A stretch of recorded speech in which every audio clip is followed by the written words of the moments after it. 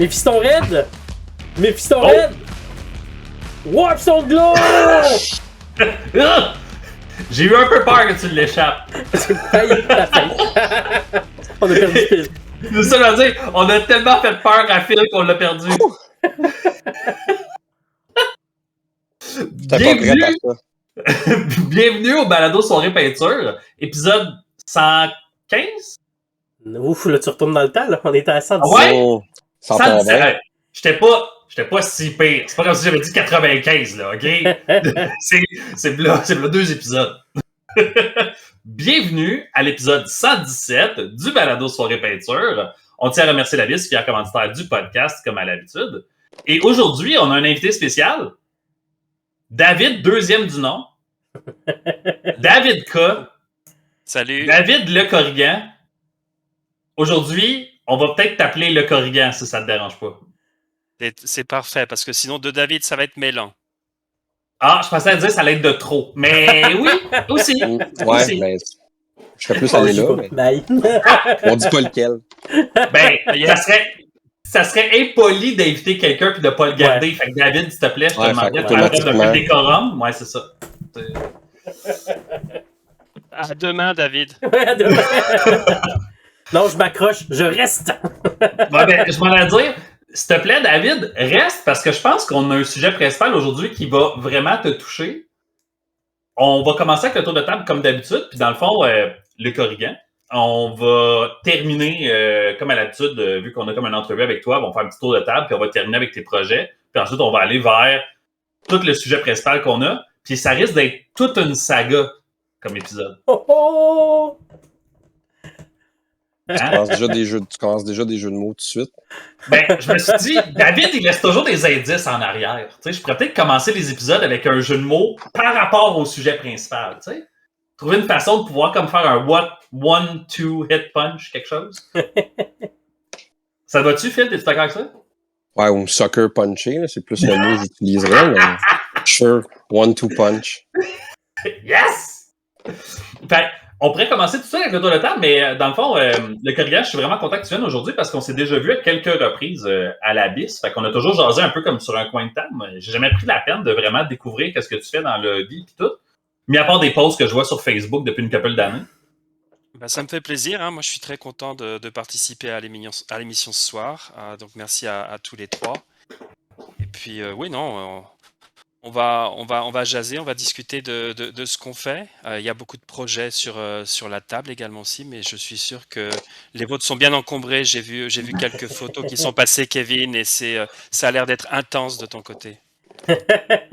C'est tout un projet. Tu vois, je trouve ça vraiment drôle parce que là, tu as comme fait un jeu de mots avec projet sur la table. Tu sais, puis il y avait comme. Je sais pas si tu t'en es rendu compte. C'est-tu volontaire? Oh non, moi je fais des jeux de mots comme ça sans m'en rendre compte. Et c'est comme celui de Saga, tu sais, ça vient de nulle part là. Moi, honnêtement, je t'inviterais plus souvent juste pour ça. Moi, je te le dis d'avance, Kevin, tu sais, dans des trucs de thérapie, ils disent quand tu vis des moments stressants ou des affaires, il faut que tu puisses rediriger sur quelque chose. Moi, à chaque fois que tu vas faire un jeu de mots, je vais étrangler un petit toutou à l'écran. C'est important de canaliser ta rage sur quelque chose de positif. Ça s'appelle la sublimation. Fait qu'il faut transformer quelque chose en quelque chose de positif, d'artistique. Fait qu'à chaque fois que tu fais un jeu de mots, dis-toi que Fluffy... Ça, c'est un peu moins la sublimation, c'est plus de la menace. Mais on n'est pas loin. Écoute, moi, je suis pas formé là-dedans. Mais c'est vrai qu'à quelque part, t'as pas menacé un Ewok parce que tu sais que je m'en sacrerais. Fait que t'as bien choisi ton animal d'être étranglé, c'est une bonne idée. Good job. Ben, je commencerai avec David. J'ai l'impression qu'on commence souvent avec le hobby de David ou de Phil. Là, il fallait que je fasse comme un choix. Fait que David, ton hobby dernièrement, David C. David, le gars qui est là. Juste pour être certain. C'est comme clone. Oh! Le clone. Magnifique. Ça va tellement déjà bien. J'aime ça. Et moi, j'ai terminé Jeanne d'Arc, enfin. Ah, magnifique. Nice. Ah là, le zoom, il marchera pas, bien entendu. Ouais, c'est comme si on la visionnait mal. Vision. prophétie. Oh, bravo. Magnifique, David. Elle est très belle. Puis j'ai préparé, parce que là, grâce à le Corrigan, j'ai préparé un peu ce que j'avais besoin pour faire mes français pour l'âge de la chevalerie. Donc je prépare mes bases aussi. OK. Qui sont des bases en MDF. Là, j'ai entendu des histoires comme quoi, parce que moi, en fond, mes boîtes, il y a une plaque de métal dans le fond, puis j'aime ça mettre des aimants dans le fond de mes bases. Là, je les perce à la perceuse pour mettre mon aimant dedans. J'avais entendu Avec des dire- douilles. Avec des douilles. Yes! Vous savez ce qu'on dit, hein? Douiller, Saint-Tropez. C'est ça qu'ils disent. Et j'avais entendu des histoires de... Comme quoi... T'auras plus de sang dans la main à la fin de l'épisode. Écoute, moi, je suis prêt à ce que les gens ils baptisent aussi le toutou à jeu de mots. Oh, on a une mascotte à jeu de mots, j'aime ça.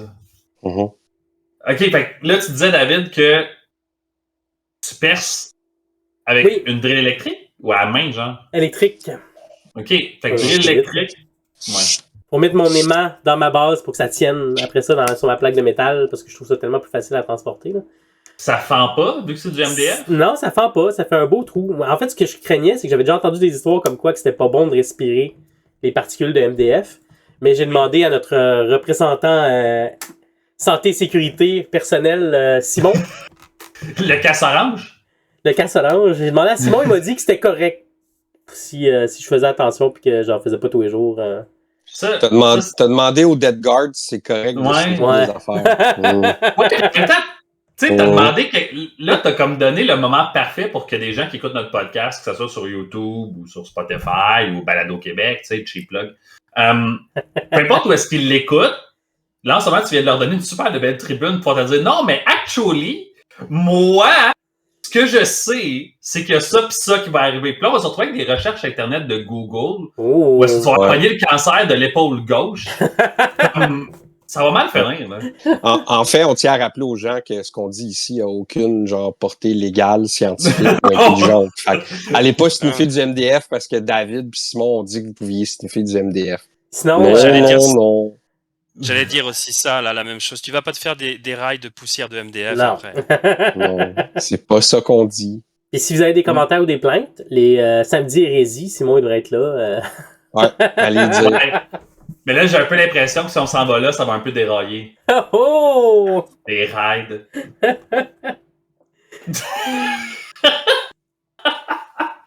On vient de donner une raison supplémentaire pour que les gens y aillent regarder sur YouTube pour voir comment est-ce que Phil gère les jeux de mots. Ça a l'air niaiseux. Bon, on cherchait peut-être juste ça pour que les gens y aillent checker les vidéos sur YouTube. Ok, je prends une pause. David! Fait que là, mon but c'est de faire mes chevaliers. J'en ai 12 à faire. En fait, 12. De Victrix? De Victrix. Non, périminiature pour le. Ah, périminiature. Parce que Victrix fait pas la guerre de 100 ans. Périminiature pour ça. Puis là, faut que je regarde parce que tu sais, tous les jeux de saga c'est divisé en garde, guerrier, levé. Fait que moi, mes chevaliers, c'est des gardes, mais j'ai des cavaliers qui sont des guerriers. Fait que j'imagine que c'est pas des nobles ou c'est des nobles de moins haute stature. Ok. Ça doit être des sergents, oui. Donc, Ouais. tu te fais plaisir après. Hein. Tu te fais plaisir avec peut-être un petit peu moins d'armure. Ouais. Ouais. Tu vois, j'ai quelques péris en métal qui étaient des sergents d'armes, je pense, à cheval. Fait que je pourrais prendre ça, les mélanger.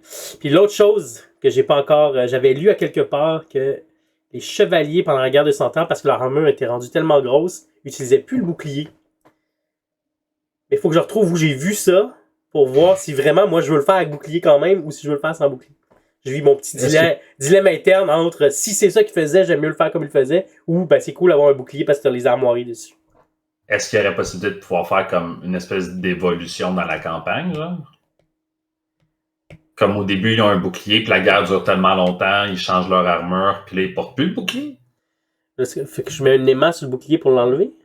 Non, t'achètes d'autres modèles. Ah! Ça ferait la même affaire. Ouais, je pourrais. Puis là, les Ouais. raideries, tu pourrais le mettre sur son gantelet, ou tu pourrais le mettre sur une sangle, tu pourrais le mettre sur, tu sais, je sais pas. Des fois, il y a un petit, je sais pas comment ça s'appelle la pièce ici, là. Un chevron? Ça, Une douille? Ben non, esti David. Depuis quand est-ce que tu me fais confiance à moi qui suis des affaires Des de affaires même? historiques. J'ai Ça dit avait le du mot sens. chevron parce que ça avait l'air historique, mais. Ça avait je du sais Moi, sens. ce que Kevin a entendu parler d'un chevron, c'est dans Stargate. Un abcès. Un abcès parce que t'as sniffé des rails de MDF, hein? Non, mais c'est pas un écu. On n'endose pas de faire ça. C'est un écu, oui. Ouais, ça, je pense que c'est un écu. Hein. Mais je vois à quoi tu penses. Je vois à quoi tu penses. À cette période-là, ils avaient une espèce de protection Oui, pour c'est les ça. selles. Oui. Ouais. Ben écoute, Ouais, tu te sur fais les plaisir. épaulettes. Tu te fais plaisir, David. Par exemple, moi c'est vrai que quand tu regardes les boîtes de Perry, ils ont pas de bouclier. Mm. Quand tu regardes le film, il y a un film sur Netflix, The King. Ouais. Henri V, ils ont pas de bouclier non plus, ils sont plus là avec des grosses armures et puis des armes lourdes. Mais bon, tu te fais plaisir, hein. Moi, j'ai fait des, je sais pas si on voit ça, tu vois, j'ai fait plein de petits boucliers comme ça. Oui. Et puis mes gars, c'est je tout les, petit. tu vois, mes gars, là, je vais accrocher le bouclier après, et puis voilà, quoi. Oui. Est-ce que c'est c'est vraiment fun? historique ou pas? Fais-toi plaisir. Ouais, David, il a appris avec les années. Je pense qu'il est comme un peu PTSD de Warhammer 40 000. Faut comprendre qu'avec les années, David s'est tellement fait dire souvent fais ce qui est cool, fais ce qui te fait plaisir. Le look le plus cool, c'est plus important. Non, mais ce que tu veux, fais ce que tu veux. C'est pas important tant que tu as du fun. Ça, c'est tous des synonymes d'anxiété pour David. Fait Non, que mais dès qu'il entend ça, pour nous, c'est logique parce que nous, à sa place, on sait ce qu'on ferait. Lui, ce qu'il entend, c'est non, c'est juste des mauvais choix, c'est un piège. Lui, il entend l'admiral Albar qui dit it's a trap. Il voit le gros poisson dans Star Wars, c'est ça qu'il voit. Hein? Et là, Hein? tu élèves mon niveau d'anxiété parce que j'ai presque toutes mes armées pour la même époque. J'ai mis des boucliers également aussi. Puis c'est vrai. Je vais me faire, je vais me faire chier dessus là. Ouais. Puis j'espère que t'as amené du Febreze parce que ça sera pas évident. Écoute, je pourrais jouer à Warhammer avec eux. Ouais. Des Wow. Bretoniens. C'est ça, je vais dire. Il y a des Bretoniens on foot maintenant. Mhm. Des beaux modèles, mais tout de même, t'as des modèles, c'est possible. Il y a aussi moyen de pouvoir jouer à Saga l'âge de la magie. À partir de ce moment-là, on s'en contre-sacre de qu'est-ce qu'il y a de la sorte d'armure qu'ils ont pour l'époque. Sinon, tu peux toujours les jouer à Warcry, puis ça va être bien chill pareil. Je dis ça de même.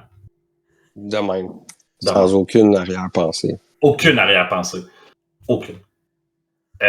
Autre chose, David, dans ton hobby? Non, c'est pas mal ça. Je vais retourner à mes Thousand bientôt, puis j'ai des Skaven qui s'en viennent. Fait que je vais voir si je vais résister à la tentation, mais on est pas mal en vie. Nice. Il y a Bolt Action qui s'en vient également aussi à la fin. Ah du mois oui, pour il y a toi. Bot Action, troisième édition. Bravo le corrigant. Là, je sais pas à quel point est-ce que tu connais David, mais là, on a eu droit à une fenêtre sur David est excité et il a un plan sur ce qui s'en vient dans un futur proche. Puis là, toi, t'as vu la fenêtre s'ouvrir, t'as sacré un gros coup de marteau dedans, tu l'as regardé droit dans les yeux à manger à la tarte qu'il y avait sur le bord de la fenêtre. Mais peut-être qu'il réserve ça pour une autre émission. Ah, Peut-être. Alors, on a tellement aujourd'hui, parlé là. de Bolt Action dans les dernières semaines, je serais pas surpris qu'on parle encore de Bolt Action tantôt. Là. Je ne sais pas ce qu'on a réservé dans un David nous éduque dans le prochain épisode, mais si la tendance se maintient, on est à un 2 sur 3? 2-3 épisodes de Bolt Action? ouais, pas pire. Ouais, on a fait quand même pas mal de Bolt Action. Là. Fait que je serais pas surpris qu'il y en ait d'autres qui s'en viennent. Puis, comme tu dis, avec la sortie de la nouvelle édition, c'est clair que le club de jeux de figurines historiques va sûrement avoir des games, des gens qui vont être excités, des gens qui vont vouloir jouer à la nouvelle édition. Fait que c'est sûrement qu'on va en parler d'une façon ou d'une autre. OK, ben je continuerai le tour de table d'abord. Phil, ton hobby? Nouveau bureau? Faire ta maudite table. C'est pas mal ça, mon hobby. Faire ma maudite table? Ben, c'est vrai, il y a de mes tuiles là-dedans. Ben écoute, c'est un projet d'équipe, là, c'est pas juste moi. Là. Non, je pense que le monde a vu notre chaîne de production puis tout ce qu'on fait. Là. Mm-hmm. Mais ouais, c'est pas mal ça. Puis sinon, je fouille dans ma boîte de peinture parce que je suis en train de chercher du turquoise qui fait du sens pour faire des tyrannides. Ou a.k.a. des figurines de Warcry. Ouh. Fait que j'ai assemblé une coupe de Gene Stealer qui traînait. OK, nice. Ça va peut-être ou pas servir pour un événement de Warcry. On sait pas. On sait pas. On sait pas. On sait pas. On sait pas. On sait pas. Fait que, ouais, c'est ça. Fait que je suis allé regarder là, un peu là, le Miles qui avait fait là, les vidéos là, qui a déclenché plein de nos idées niaiseuses. Pour Necromunda, ça? Ouais, de Hive Secundus. Fait que, ouais, j'avais aimé. Moi, écoute, tu le sais, quand il y a du magenta dans un color scheme. Ouais, Miles, il est vraiment allé all-in pour le turquoise, le magenta, le noir, le blanc. Il est pas mal allé dans tes couleurs, là. C'est ça. Fait que, non, c'est pas mal ça en ce moment que je regardais. Là. Ah, c'est vrai, maintenant que j'y pense, c'est vrai que c'est un peu. Son color scheme de Necromunda, c'est un peu un color scheme de Sons of Horus Black Legion. Uh-huh. Oh. Pas mal. C'est pas mal le même color scheme, mais sur des bébites maintenant. T'sais, j'ai souvent eu la discussion avec toi aussi. Là, à chaque fois qu'on fait on a un nouveau color scheme. Puis après ça, je suis comme, attends, il y a du magenta, il y a du Incubi Darkness. Damn! C'est le même projet qu'avant, mais juste sur un autre modèle. À chaque fois, on s'imagine qu'on a inventé quelque chose, mais. Non. Rhinox Hide, Incubi Darkness, Magenta, Ice Yellow. Si les gens veulent savoir c'est quoi la base d'un cours avec Miles, vous avez les 4 peintures qui sont la base, puis après ça dépend du cours. Mais on part de là. OK, fait qu'on a travaillé sur la table. Ça. Ben, dans le fond, je te laisse en parler. OK, tu me laisses en parler? OK. Ouais. Ben écoute, je vais aller avec mon tour de table à moi d'abord. Ouais, vas-y. Tant qu'à parler de tour de table, on va parler de la table. Hein? The one and only. The one to rule them all. C'est comme ça que je l'ai appelé. Pour ceux et celles qui sont peut-être pas au courant, ça fait quelques semaines qu'on travaille sur une 12 pieds par 5 pieds de zone mortalis. Et quand je dis on travaille là-dessus, c'est littéralement David, moi puis Phil qui travaillent là-dessus un samedi par semaine. Là, on va peut-être prendre une petite pause pour les prochaines... Mais je suis très fier de la façon dont on a arrangé le projet. Il faut comprendre, quand on a lancé le projet au début, on s'est dit ça va prendre des tuiles, ça va prendre des terrains. Les tuiles sont déjà assemblées. Il y en a qui sont déjà commencées, mais pas beaucoup. Pour le clash, on en avait fait certaines, puis le reste, on avait pris tes tuiles, David. Vas-y. On a aussi de l'aide de notre représentant santé sécurité. Je m'en allais là après. Ah! Je m'en allais après. Mais oui, non, t'as raison. Fait que, le but au départ, c'était de dire on part de quelque part. On avait des tuiles, on n'avait pas de terrain. Fait que j'ai blitz assemble des terrains. Après ça, Phil, quand il m'a entendu dire je pense que je vais manquer de terrain puis j'ai pas le budget pour tout acheter ça, il m'a dit wait a minute, I got you. C'est pas été chez nous avec des boîtes. Puis il m'a dit prends ce que tu veux là-dedans, s'il manque quelque chose, garde-toi. Puis Phil a eu ça à assembler des modèles. Fait que lui t'es comme win-win. J'ai ça à assembler des modèles, j'ai ça à assembler des décors, mais j'aime peindre. Fait que Kev assemble, puis on va peindre. Ce qui était parfait. Puis je salis le garage à Kevin. Ouais. Fait que là, un coup qu'on a tout assemblé ça, ben là, on s'est retrouvé dans la situation où est-ce que là, il fallait peindre ça. Fait que là, j'ai fait appel à Phil puis à David. Bon, première fin de semaine, c'était pas possible pour David, t'avais déjà quelque chose. Fait qu'on s'est arrangé, moi puis Phil, on a fait les tuiles. C'est là que les gens ont pu voir les premières vidéos. Toute réserve, David se donnait un buffer d'une semaine pour voir si on allait vraiment avancer avec le projet ou si c'était juste un de nos nombreux projets. Papillon. Non, mais c'est juste convaincu. Mais c'est juste un coup de tête de Kevin puis de Phil qui s'en va nulle part ou Mais ouais, c'est ça. Fait que le premier samedi, c'était pas possible. Je pense qu'on n'a pas enregistré d'épisode depuis qu'on a travaillé sur la table. Je me rappelle pas d'en avoir vraiment parlé. J'en ai parlé un peu, je pense que j'ai montré la tuile dans le dernier épisode. Ouais. Non, mais t'étais occupé à parler de Magic dans le dernier épisode. Ouais, c'est ça. J'avais montré la tuile. Fait que dans le fond, les gens qui sont sur le Facebook, si vous n'êtes pas allé sur notre Facebook, vous n'êtes pas allé sur notre Instagram, ça vaut la peine d'y aller. On a tourné plein de photos, plein de vidéos qui montrent un peu comment est-ce qu'on a travaillé sur la table. Fait que le premier samedi, ça a été toutes les tuiles. Fait qu'on a fait tous les primers, on a fait toutes les stripes de Danger, on a appris comment faire du weathering avec des crocs, avec une scie rouillée, avec la poussière de sous-sol de garage. Allez sur nos plateformes, vous allez voir les outils essentiels pour faire une table de hobby. Ça prend des crocs, un souffleur à feuilles, une guenille de hobby, une scie, un casque de protection. C'est important d'avoir ces EPI. Un bol usagé de poulet rouge aussi. Ouais. Puis là, c'est ça. Là, on a comme évolué par après vers, là, ça va prendre des terrains, ça va prendre tout le reste. Puis là, on a fait l'appel à notre agent santé-sécurité au travail, le représentant Casse Orange, Simon. Simon s'est pointé avec ses techniques de weathering. Phil aussi fait beaucoup de weathering. Donc, à eux deux, moi puis David, on s'est fait coacher sur qu'est-ce qu'il fallait faire.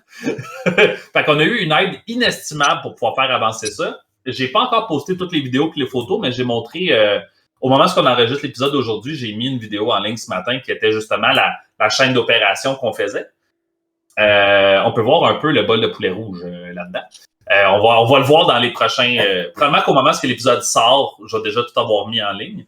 Mais c'est toute une aventure faire cette table-là. J'aurais jamais pensé avoir ce genre de projet-là.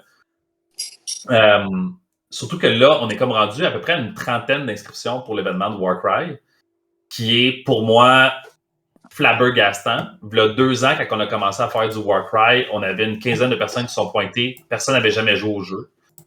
Là, on a une trentaine de personnes qui viennent jouer à du Warcry sur une zone Mortalis. Je suis sûr qu'il y a plein de gens qui se demandent « What the fuck? Qu'est-ce qui se passe avec ça? » On va en parler dans un prochain épisode. C'est encore dans un petit bout. Mais je voulais vous montrer en primeur les murs, version finie. J'ai tout terminé les murs qu'on avait à faire pour la table. Ouh. Ça se peut qu'on ne voit pas super bien avec mon zoom de caméra. Là. J'essaie de... Pour ceux et celles qui sont sur YouTube, vous le savez, là, j'ai toujours de la misère avec la caméra. Mais, avec la technologie en général. Mais ouais, la technologie en général, c'est vrai que c'est toujours un peu fuckant. Mais en tout cas, fait que vous avez une petite idée quand même là, de... Ça, c'est la version Ruine Zone Mortalis. Je pense que ça sort quand même plutôt bien. Il manque un petit pigment orange, je pense. Là, on a le double mur qui est là. Puis là, l'idée, c'est qu'on va avoir les lumières. Fait que dans le fond, ça, ce qui est ici, là, ça, c'est toutes des lumières. Il y en a sur tous les murs de la zone Mortalis. Fait qu'on va apprendre à travailler avec de l'huile blanche pour pouvoir venir faire un effet lumineux, puis après ça, faire un OSL. Je sais pas dans quelle couleur. On pourrait dire du magenta, mais on pourra en jaser, mais je pense que c'est le projet qui nous a le plus challengé, sortir de notre zone de confort sur tous les aspects possibles, mais c'est vraiment trippant. Non, moi, ça a super bien été, Simon aussi. C'est toi qui es complètement pas dans ta zone de confort. Ben, clairement que moi, ça me sort de ma zone de confort parce que je fais jamais ce genre de weathering-là. Moi, j'aime les figurines qui sont plus clean. J'aime les edge highlight ou les dry brush. J'ai un style de peinture qui est plus proche de Games Workshop. Fait que moi, tout ce qui est fadé un peu, tout ce qui est weathery, tout ce qui est réaliste, c'est vraiment moins mon genre. Fait que là, j'ai appris comment utiliser une éponge pour faire autre chose que du weathering. J'ai appris à utiliser une éponge pour faire de la texture. C'est pas du tout ce que je fais d'habitude. J'ai appris à comment utiliser de la poudre, du pigment, de l'huile. J'ai vu David se beurrer les mains tellement rouges qu'il savait plus si ça venait de lui ou si c'était coupé. C'était pas clair.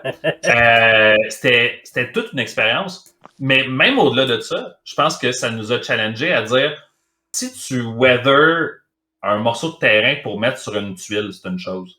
Tu weather une 12x5, c'est un autre projet. Puis ça reste qu'au bout de la ligne, après ça, il y a tous les aléas de la vie de tu mets du pigment, ça va salir tout autour. OK? Comment est-ce qu'on peut s'arranger pour pas que ça salisse tout autour? C'est toutes des affaires que tu réfléchis un peu avant ou pendant que tu le fais, tu réalises oh shit, il va falloir qu'on révise le plan, les gars, parce que il nous reste 1 heure. Puis dans 1 heure, c'est fini parce qu'on a tout un rendez-vous ailleurs, on a toute une vie. David a des enfants, Phil a des rendez-vous, moi j'ai du monde chez nous, genre on avait tout. Je trouve ça le fun de faire un projet qui est inspirant, qui est motivant, mais en respectant notre horaire de vie le plus possible. Ça a l'air d'être un projet qui est complètement déjanté, qui est complètement explosé et épique. C'est vrai, je nous le donne. Mais en même temps, mis à part du sacrifice et du travail fort qu'il faut mettre dessus, je pense qu'on s'est donné un timeline qui était réaliste parce qu'on l'a commencé 3 mois avant l'événement. On a collé l'événement d'avance, puis on a commencé à travailler l'assemblage des terrains, le plan de match, l'horaire de travail, J'ai vraiment traité ça un peu plus comme si c'était une activité à l'université où je travaille. S'il fallait faire une promotion, j'ai déjà parlé de Clenche ton étude, qui est une activité que j'anime à l'ETS pour aider les étudiants avec leur procrastination pour leurs études. Ben, je l'ai traité exactement de la même façon. Puis je trouve ça le fun parce que là, j'ai pu voir la façon dont le cerveau de Phil, le cerveau de David, le cerveau de Simon travaillent, comment est-ce qu'eux, ils approchent le projet, comment est-ce qu'on peut en discuter, à quel moment est-ce que tu dis, c'est plus à propos de moi, je connais rien. Moi, le weathering, je connais rien. L'huile, je connais rien. Fait que moi, à un moment donné, il faut que je fasse confiance aux gars avec qui je travaille puis qu'ils me disent que ça va marcher, fais-moi confiance. Puis c'est correct. C'est un projet de travail d'équipe, tu sais. Puis après ça, quand moi, je donne mon input puis je dis, je trouve que c'est trop orange. On peut-tu tomber down un peu? Ouais, pas de problème. On tombe down un peu. Après ça, il y a David qui dit, tu vois, moi, j'aurais mis plus d'orange. Comme, screw you. Il est trop tard. Mais, all in all, c'est un très beau projet. On est mi-septembre au moment où on enregistre l'épisode. Et on est un peu en avance sur le projet. Un peu. De où est-ce que moi, je voulais être. Wow. Fait que là, après ça, moi, au mois d'octobre, je peins toutes les surprises. Dans le fond, dans l'événement, j'ai mentionné qu'il y avait des secrets, il y avait un mystère. Dans le Slan Starship des Caradrons, il y a quelque chose de mystérieux, il y a quelque chose de dark qui y habite. Est-ce qu'ils vont réveiller les affaires qui sont là ou pas? Ben, mettons qu'ils réveilleraient, il faudrait bien qu'ils soient peints, ces affaires-là, right? Fait qu'il faudrait que je me lance là-dessus à un moment donné. Fait que ouais. J'ai bien hâte. Mais il reste 2 semaines encore avant le mois d'octobre. Fait que ça regarde bien. Je fais les colonnes demain. Ben là, on est mercredi, on est ce qu'on enregistre. Fait que jeudi, je fais les colonnes. D'après moi, dans une soirée, je finis les colonnes, une soirée et demie.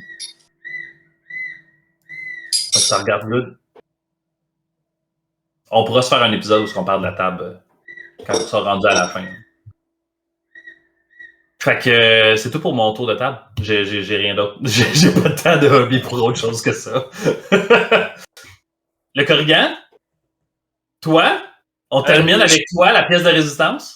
Ouais, je pensais que j'ai des projets assez intenses, mais finalement, comparé à celui-ci, c'est pas grand-chose. J'ai une table qui est remplie de figurines. Donc moi, j'ai un côté un peu papillon. OK. Dans le sens où peut-être abeille, tu sais, j'aime bien les butiner d'une fleur à l'autre. Donc, Tu parles aux bonnes personnes ici, là. Ouais, mais On est en famille, là. Restez sur un projet comme ça, d'envergure, parce que c'est un projet d'envergure, là, ce que vous faites. Hein, j'ai vu passer des vidéos et puis des photos. Moi, j'allais travailler, par exemple, enfin, travailler, c'est une manière de dire, entre guillemets. J'aime bien peindre, tu vois, par exemple, une coupe de figurines. Je suis plutôt sur des jeux skirmish, hein, sur des jeux d'embuscade. Donc, je me décourage très vite. Par exemple, si je vois une armée de 200 figurines à peindre du napoléonien, ça me fait fuir. Je trouve ça beau. Mais on a exactement la même réaction, moi puis Phil. Ouais, c'est la seule raison pour laquelle est-ce qu'on fait pas de napoléonien, c'est parce que c'est 200 figurines. Non, et puis tu passes toute ta vie à faire ça, quoi. Donc, non, je vais aller travailler par petits projets. Donc là, bon, bah, on va parler de saga peut-être un peu plus tard, hein, Oui, peut-être, hein, peut-être. C'est possiblement. Mais non, il y a quelques années, j'étais à Vancouver et j'ai déménagé ici sur l'île de Montréal fin 2020, début 2021. Et j'avais beaucoup d'armées que j'ai dû vendre pour alléger parce que c'est 5000 km de déménagement. Et donc là, les projets que j'ai, c'est petit à petit de refaire toutes ces armées que j'ai vendues. Alors, ce sont principalement des armées à saga, les différentes périodes, hein, les différents âges. Donc là, j'ai du Viking sur la table parce que avec le Viking, on peut faire plusieurs factions. On peut faire de l'Imerdo nordique, on peut faire du Jomsvikings, on peut faire des Russes païens, etc. Il y a des Gallois également aussi. Avec les Gallois, on fait du Strathclyde, on peut faire des Écossais. C'est à peu près les mêmes figurines. Donc petit à petit, j'essaie de remonter en fait toutes ces bandes qui me servent pour un projet que j'ai initié en avril dernier, qui est d'avoir donc une soirée saga régulièrement chaque mois. Et donc ça nécessite, pour initier des joueurs, hein, des nouveaux joueurs, ça nécessite d'avoir différentes armées. Donc on a la chance d'avoir dans notre club plusieurs joueurs qui ont plusieurs armées à prêter, mais c'est bien si on a un petit peu plus de flexibilité au niveau des armées, des choix d'armées, pour que les joueurs qui essayent puissent avoir quelque chose comme ça. Et puis en début d'année, donc je m'étais lancé à Necromunda. C'est un jeu que j'adore et puis je suis très heureux de voir que vous accrochez également aussi là-dedans. Mais au Accroché? début, T'as-tu dit accroché? tombé, Oh, noyé. je pense qu'accroché, c'est léger. Là. J'aurais tendance à Ah, dire c'était drogué. inhalé. Ouais, c'est ça. Exactement. Inhalé, je pense qu'on est plus proche de la vérité. Ouais. Et au début de l'année, en fait, j'étais plus pour aller. J'adore Tolkien. J'adore, comme beaucoup de gens, hein, c'est pas quelque chose de spécial, mais j'avais envie de me remettre à Middle Earth Strategy Battle Game, et je me suis fait, comment dire, embrigader, Oh, embrigader dans Necromunda, Ah, justement. Un de mes amis ici m'a demandé si je voulais participer à une campagne. C'était pas trop mon projet. ok. Et puis finalement, bah, j'ai dit oui une semaine plus tard. Je le rappelais pour lui dire, allez, let's go, on va jouer à Tu as Necromunda. succombé à la tentation. C'est ça, c'était plus une tentation que embrigadé là. C'est un jeu qui Ouais, m'intéressait, ouais. ouais. Et puis récemment, ben je me suis procuré ça, oh. Oh, très cool. Hey, tes Rise of nouveaux modèles Angmar. sont si beaux. Ouais, il y a une nouvelle édition qui s'en vient, hein. Il y a une nouvelle. Donc ça, Ouais, c'est le dernier volume de cette édition, mais j'adore l'histoire de d'Arnor, du royaume d'Arnor, Arthedain, ouais, Cardolan. Donc voilà. Donc actuellement, mon projet, c'est de peindre des Rangers, ok. des figurines. Donc c'est du Medbury. Hein, c'est de la résine, donc là ça se voit plus trop parce qu'elles sont sous-couchées. Mais c'est de peindre en fait ces figurines. Alors je comptais avancer les figurines, j'avais commencé à les sous-coucher puis un peu à les peinturer la semaine dernière. Mais demain, on a une soirée à Clash of Spears à la Ouh. Vis. Oh, Et donc j'ai terminé de peindre 750 points, donc ça représente une trentaine de figurines de Romains. Avec de la cavalerie, avec des alliés. Donc voilà, donc je suis sur plusieurs projets, des petits projets comme ça, mais ça reste principalement de l'historique en ce qui me concerne, à part évidemment donc les Rangers. Mais bon, Tolkien, c'est un peu de l'historique. c'est honnêtement, c'est notre, je pense que c'est notre middle ground slash middle earth. Oh. Hein? Ouais. Je suis en forme aujourd'hui, Ben je oui. sais pas. C'est peut-être parce que je dors pas depuis 3 jours et que la job me brûle solide. Mais, pas grave. Je pense que c'est le bout où est-ce qu'on se rejoint un peu du côté historique, tu sais, c'est de pouvoir dire comme il y a tellement de lore, c'est tellement traité comme une culture différente, puis il y a quelque chose dans Tolkien qui est tellement bien décrit, puis qui est tellement bien respecté de la part de sa fanbase que ça donne l'impression que ça serait du napoléonien, que ça serait pareil. Ouais, sauf que c'est Ça, c'est plus mon point amusant de à vue. peindre. Tu me verras pas t'ostiner là-dessus, mais on respecte le hobby de David. On respecte le hobby de David. Mais, ouais, ben écoute, Necromunda, on pourra toujours te réinviter pour jaser Necromunda un autre moment Oh, donné. oui, alors Necromunda, j'ai toujours ma bande. Moi, j'ai des Ouais, tu jouais quoi dans la campagne? Hein? Ironhead Prospectors. J'adore les nains. Et Oh! ouais, quand j'ai vu qu'il y avait des nains, là, je me suis dit, des squats, pardon. Je me suis Ouais. dit, ok, je vais jouer ça. C'était vraiment fun. J'ai eu Puis beaucoup de plaisir. ils ont vraiment sorti des beaux modèles. Ouais, des beaux modèles. Et puis non, c'est une belle communauté là. Il y a une belle communauté de joueurs à Necromunda. Karl fait de l'excellent travail. Et puis j'ai pu rencontrer. J'ai eu beaucoup de plaisir à jouer avec les différents joueurs. Ben, C'est, Jean-Philippe c'est... est un excellent recruteur parce que Oui.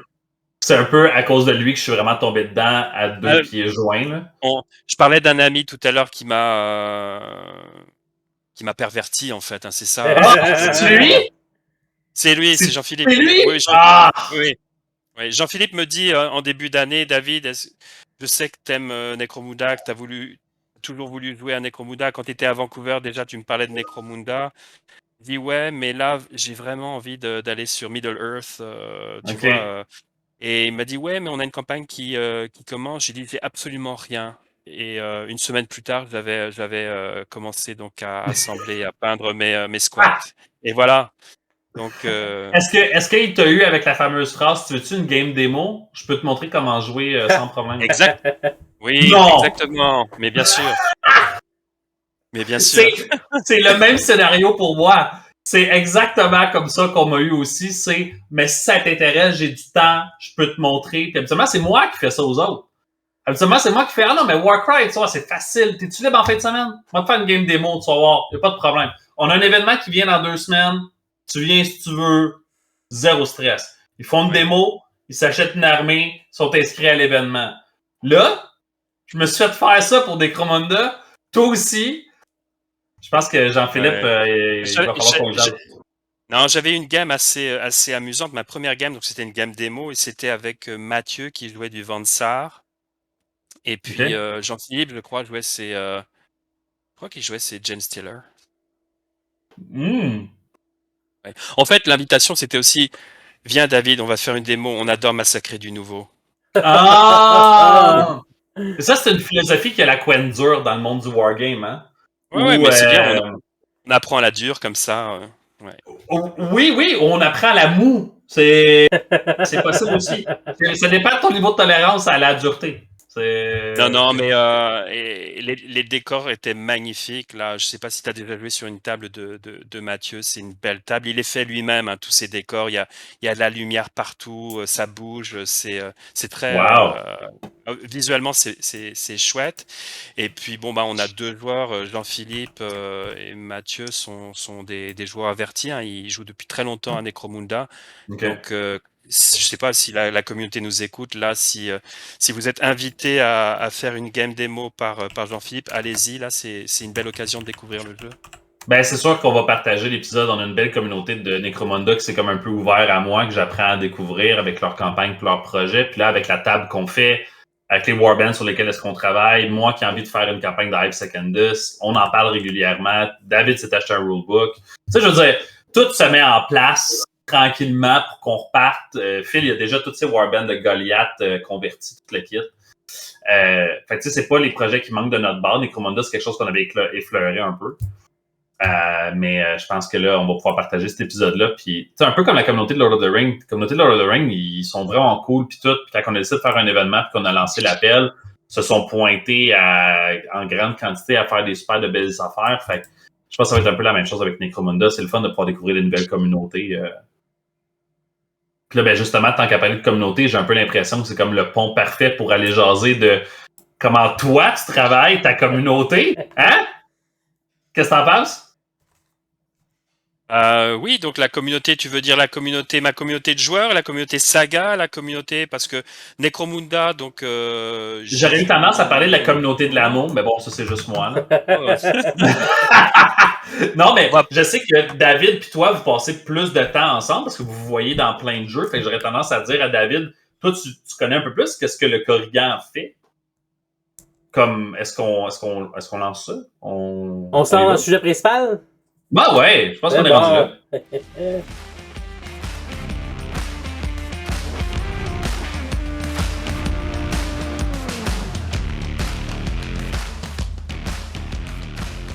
Ben, moi, j'aimerais ça qu'on commence rapidement.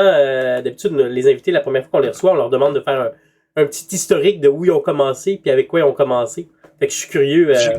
J'ai cru que tu allais me demander de faire la vaisselle. Ben, si tu veux, pour vrai, il y en a à faire chez nous. Ben, gêne-toi pas. Si David, il n'y en a pas besoin, là, moi, je te fais le lift. Il n'y en a pas de problème. Fait que David, ta question, c'était le Corrigan. Avec quoi il a commencé? Où t'as commencé? Avec quel jeu t'as commencé? Quel genre de communauté t'étais dans lequel t'étais? J'ai commencé effectivement à jouer en fait à Vancouver. OK. Ouais, donc c'est assez récent, hein, c'est assez récent. J'ai toujours collectionné des figurines, hein, depuis que je suis enfant. Mais quand j'étais petit, quand j'étais ado, et puis à l'université, là, mon premier cycle, c'était principalement des jeux de rôle. Je jouais principalement à des jeux de rôle. Alors les anciens vont connaître Donjons et Dragons, la deuxième édition, hein, AD&D. AD&D, Rollmaster, JRTM, Hawkmoon, Stormbringer. Stormbringer, ça a été notre premier jeu là avec mon frère et mes cousins. Donc c'était principalement des jeux de rôle et je me souviens de la première figurine que j'ai achetée, c'était une vieille figurine Warhammer là dans une toute petite boutique de la ville où j'ai grandi là en Bretagne à Lorient et voilà quoi. Mais j'étais très loin de jouer à des jeux de figurines. Et puis, quelques années plus tard, après la fin de mon premier cycle, j'ai déménagé à Prague, en République tchèque. J'ai passé une quinzaine d'années là-bas. Wow. Et là-bas, j'ai fait quelques parties. J'ai été initié. J'avais un de mes amis, hein, un copain tchèque, qui tenait une sorte de mini-boutique Games Workshop. Il n'y avait pas de Games Workshop officiel, mais on était en 96 à peu près. Et donc, un jour, il m'a demandé, tiens, est-ce que tu pourrais venir me remplacer là parce que je vais devoir aller à l'hosto. Je me rappelle plus ce qu'il m'a dit. Il y avait une raison pour quitter, laisser son magasin. C'était-tu un prince nigérien aussi? Non. Et donc, j'ai tenu la boutique pendant une après-midi comme ça. Et moi, c'était le fun. Donc, j'ai regardé les figurines et puis donc j'ai dû faire 2-3 parties à l'époque à Warhammer. Si je me souviens bien, je sais pas c'est quelle édition, hein, c'était l'édition avec les Bretoniens et les hommes lézards. Oui! Deuxième? Troisième? Cinquième, non? Cinquième, attends. C'est 96? pas deuxième. C'était la 6e édition. 6e édition. Ok, en 96. Attends. Ouais, Warhammer a eu plus d'éditions plus vite que 40 000. Ouais, c'est la même édition que j'ai commencé. Fait que... Je dois peut-être mélanger alors. Oh non! Ouais.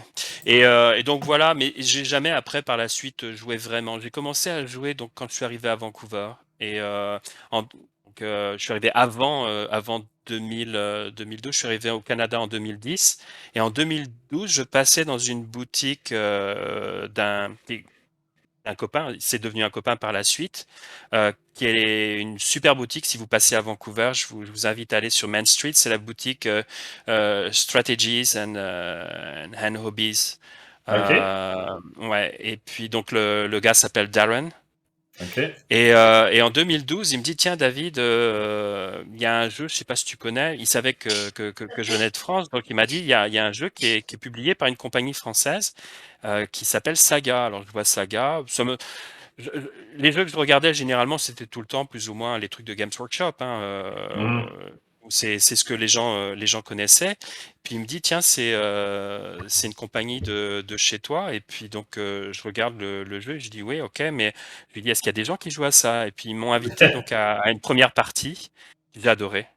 Ah ouais. Et puis de fil en aiguille donc j'ai commencé à jouer avec Saga et puis ensuite j'ai eu la première édition de Musca Tomahawk. Ouais. Donc j'ai joué à Musca Tomahawk. Et à Vancouver, il y a un grand club de jeux de figurines historiques. C'est une association qui s'appelle The Trumpeters, donc la Trumpeter Society. Et là, c'est grand. Là, chaque année, ils font des conventions. Il y a plein de gens, des tables immenses. On joue à toutes les périodes. Il y a une autre salle également aussi avec des jeux fantasy et puis 40K. Hein, on joue beaucoup aussi évidemment à ces jeux-là là-bas. Mais en tout cas, voilà, j'avais découvert une communauté de joueurs et c'est ça qui est important, c'est-à-dire c'est que c'est bien de s'intéresser à des jeux, mais si on n'a personne avec qui jouer, on va pas très loin. Je suis d'accord. C'est important également aussi d'avoir accès à des gens qui soient sympas, parce que si tu joues une soirée avec des gens qui ont un visage de porte de prison et puis et le lendemain, te reconnaissent même pas, tu sais, quand tu vas dans un magasin, c'est un petit peu triste. Donc, non, j'ai rencontré les bonnes personnes au bon moment et c'est comme ça que j'ai commencé, en fait. Donc, petit à petit, de fil en aiguille, j'ai découvert après d'autres jeux. Mais c'est vrai que finalement, je me dirais, c'est Saga qui m'a mis le pied à l'étrier, ouais. Ben, je pense que tu marques un point qui est vraiment intéressant au niveau de comment tu peux amener des gens dans ton hobby. Tu sais, tu disais, y a-tu des gens qui jouent à Saga? Y a-tu des gens qui jouent à Musca Tomahawk? Ben, même s'il y a personne qui joue, puis toi, t'es le premier qui invite des gens à jouer, si t'as l'air bête, ça marchera pas. S'il y a déjà du monde, t'aimerais ça que ce monde-là soit accueillant aussi, tu sais. Fait que je pense que là, ça me donne le goût d'aller faire un tour à Vancouver. C'est ça. Non, Non, il y avait, faire du travel, là. C'est pas bon, ça. Ouais. Non, et puis lors des conventions, chaque année, il y a des games qui sont organisés avec plein de règles différentes. Tu t'inscris à un après-midi pour jouer à quelque chose, et puis le soir, tu vas jouer à autre chose. Le lendemain matin, tu rejoues à autre chose. Ça, c'est Ah cool ouais, également aussi. Ouais. ça c'est nice. Ouais, donc c'est comme ça que j'ai commencé. Donc assez tardivement, tu vois, assez tardivement, David. Mais à travers le jeu de rôle, ça c'est intéressant, là, parce que t'es pas le seul qui a fait le passage de l'un à l'autre. Ouais. Et puis bon ben après donc il y a les jeux de rôle et puis il y a également aussi toute la littérature qui va derrière. Hein. Bon j'ai toujours été passionné d'un côté de l'histoire. Hein. J'adore lire des ouvrages d'histoire. Mon premier cycle à l'université c'était un premier cycle en histoire également aussi. Mais à côté de ça j'ai toujours adoré la fantasy. J'adore lire aussi de la science-fiction. Donc je suis très ouvert également aussi à essayer C'est-tu différents genres. C'est-tu un prérequis pour être un David, ça? C'est Et comme tu quelque gagnes chose qui ça. vous implante à la naissance, comme le nom il est choisi, puis après ça, c'est la chip sur l'histoire? C'est ça. C'est clone. Ouais, c'est ça, je vais dire, là, je suis comme, c'est toi l'original? Fait que toi, t'as fait comme un cours à l'université en histoire, puis après ça, il y a David qui est devenu un clone, puis là, le clone a fait, moi, je vais aller plus loin que l'original, je vais aller faire un diplôme là-dedans, tu sais. On dirait qu'il y a comme une évolution, vous êtes comme un Pokémon, genre. C'est comme... Vancouver, Montréal, on cherchait un à Calgary ou à Edmonton ou à Ouais. Puis à quelque part, David a un petit peu de français, hein? Fait que vous avez comme couvert une partie de la France aussi grâce à lui. Ouais. C'est très incestueux la côte atlantique, oui. Ben, tu vois, moi je vais aller dire, ça file un peu Gene Cedar Colt votre affaire. Mais bon, ça. Combien de bras que t'as, le Corrigan, juste de même? Oh. Moi j'en ai 5, hein. Vous n'en voyez que 2 là, mais j'en ai encore 3 autres là. T'es en train de peindre une armée de Bretoniens, c'est ça? Et ouais, et puis c'est assez tannant, tu sais, quand il y a le tentacule qui un peu trop, là. Tu sais jamais quand que le mothership tyrannide t'appelle. Il faut se tenir prête. Je te laisse, David, j'avais pas de questions sérieuses. Je faisais juste dire des galeries. Donc, Vancouver, tu arrives à Montréal, tu as découvert Saga. C'est intéressant de voir que tu as découvert Saga, un jeu français, dans un milieu anglophone. Quand tu es arrivé à Montréal.